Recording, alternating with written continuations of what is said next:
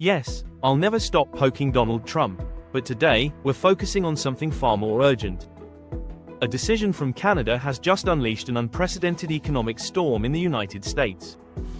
Canada has passed Bill C-202, a landmark law strengthening its supply management system. Overnight, billions of dollars worth of U.S. agricultural exports are blocked. Farmers across America are staring at bankruptcy. Farms that once thrived now sit still. Machinery is silent. Crops and livestock have nowhere to go. Within weeks, 7 key U.S. states, from Wisconsin and Minnesota to New York and Iowa, are being hit the hardest. Corn, soybeans, milk, cheese, pork, all locked out of Canada, their largest nearby market. Contracts are cancelled, cooperatives are collapsing, and processing plants are shutting the doors.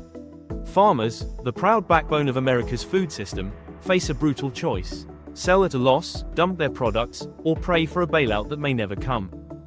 This isn't just an economic storm. It's a crisis shaking lives, families, and communities. The question now: can U.S. agriculture survive this unprecedented shock, or will it collapse under the pressure? Wisconsin, the cheese capital of America. In just 10 days, over 15 million liters of milk were dumped. Entire farming communities watched their livelihoods vanish. Farmers rallied at the state capitol, demanding federal aid, warning that without intervention, the U.S. dairy industry could lose up to $1 billion in just one quarter. Minnesota, one of America's grain giants, is drowning in surplus. Tens of thousands of tons of corn, wheat, and soybeans have no buyers. With Canada prioritizing imports from New Zealand, U.S. crops are cut off. Prices have already dropped more than 25%, forcing layoffs in cooperatives and factories. Rural families are sinking into debt, unsure how long they can hold on. New York, a hub for milk production, is reeling. Milk prices crashed by 20% within weeks. Farmers are either selling at a painful loss, or dumping milk entirely. Cooperatives are shutting down, jobs are disappearing, and some of America's oldest family farms, passed down for generations, are now on the edge of bankruptcy. Michigan, both an energy and farming state, faces a double hit. Corn and soybeans are stuck in storage, while processing plants scale back operations. Farmers call it a crushing blow, warning of ripple effects that could cost hundreds of millions across the Midwest. North Dakota, home to vast wheat and cornfields, is equally shaken. Commodity prices have dropped by more than 25%. Small businesses tied to agriculture are closing, while rural communities fall into financial despair. Even the state's oil industry feels the pinch as investments stall. California, the fruit and vegetable powerhouse, is watching tons of produce rot in cold storage.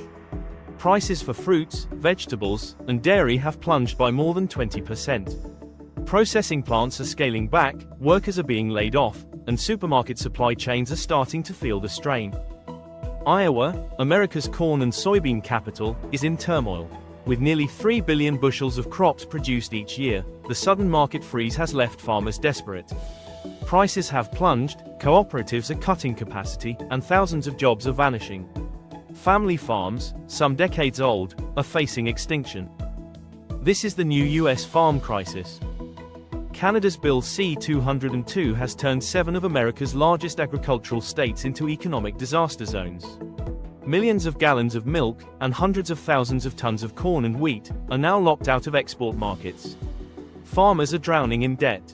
Workers are losing jobs. Food supply chains are under strain. This isn't just about trade. It's about people, the families who feed America, now forced to fight for survival. Canada, New Zealand, and the US are rewriting the rules of global agriculture.